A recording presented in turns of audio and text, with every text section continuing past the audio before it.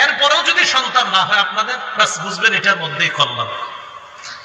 জান্নাতে যদি যান স্বামী স্ত্রী সন্তান হয় নাই, আপনাদের জান্নাতে গিয়ে যদি মন চায় আমাদের সন্তান হবে, সেখানে সন্তান হবে। তিরমিজির বর্ণনা আসছে, নবীজি বলেন জান্নাতের মধ্যে ইজাস্তাহাল ওয়ালাদা, কোন ব্যক্তি যদি চায় বাবু আমার একটা সন্তান দরকার, কানা ওয়াদউহু, দেখেন কানা হামলুহু ওয়া ওয়াদউহু ওয়া সিবনুহু ফি সাআতিন ওয়াহিদা, তার বিবি নগদ গর্ভবতী হবে, নগদ তার বিবির সন্তান হবে, নগদ তার বিবির ওই সন্তানটা বড় হয়ে যাবে। আসসালামু আলাইকুম, আব্বা কেমন আছেন?